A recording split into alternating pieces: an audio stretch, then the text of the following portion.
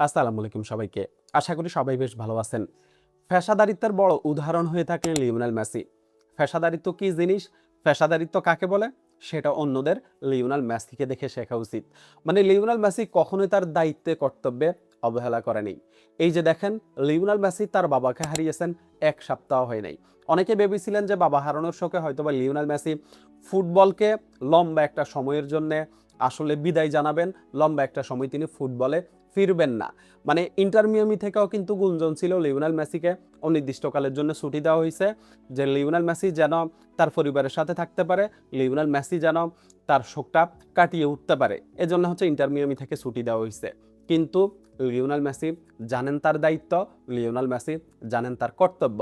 Rosario সেন্ট্রালে হচ্ছে Lionel Messi পরিবারের সাথে থাকার কথা ছিল, কিন্তু হুট করেই লিওনেল মেসি হচ্ছে ইন্টার মিয়ামিতে ফিরে আসেন এবং ইন্টার মিয়ামিতে ফিরে এসেই পরের দিনই ইন্টার মিয়ামির জার্সিতে লিওনেল মেসি মাঠে নামেন।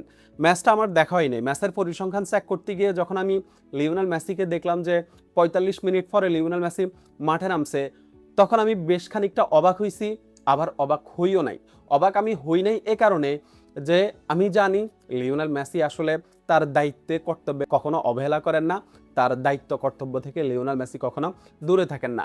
আবার আমি অবাক হইছি এ কারণে যে বাবা হারানোর শোকে মাত্র ৭ দিনের মধ্যে লিওনেল মেসি আবার মাঠে ফিরবেন, এটা ভাই অবিশ্বাস্য ছিল। কিন্তু নামটা যেহেতু লিওনেল মেসি, সেহেতু লিওনেল মেসি আসলে অবিশ্বাস্য জিনিসই করে থাকেন। লিওনেল মেসির কাছে আসলে অবিশ্বাস্য বলতে কিছুই নেই। লিওনেল মেসি মাঠে ফিরলেন, লিওনেল মেসি ৪টা চান্স ক্রিয়েট করলেন, যার মধ্যে ২টা বিগ চান্স ছিল। এরপরে হচ্ছে লিওনেল মেসি ৩টা শট অন টার্গেট নিলেন, ২টা ড্রিবল সাকসেসফুলি লিওনেল মেসি সম্পন্ন করলেন। মানে ফার্স্ট হাফের পরে মাঠে নেমে লিওনেল মেসি তার কাজ যেটা করার সেটা কিন্তু করছেন। এই ম্যাচটা লিগস কাপের গ্রুপ পর্বের এই ম্যাচটা ইন্টার মিয়ামির জন্য খুবই গুরুত্বপূর্ণ ছিল। এই ম্যাচটা ইন্টার মিয়ামিকে জিততেই হতো যদি পরবর্তী রাউন্ডে ইন্টার মিয়ামিকে কোয়ালিফাই করতে হয়। কিন্তু ইন্টার মিয়ামি হচ্ছে এই ম্যাচটা জিততে পারে নাই। ইন্টার মিয়ামি ম্যাচটা ৩-২ গোলে হেরে গেছে।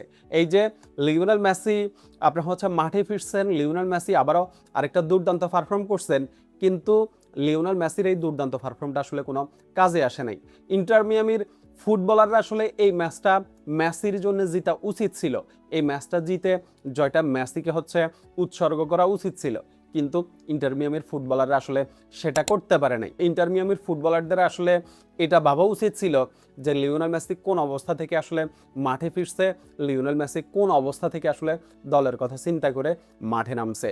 অন্তত তারা এই ম্যাচটা জান প্রাণ দিয়ে খেলার দরকার ছিল, কিন্তু তারা সেটা করতে পারে নাই।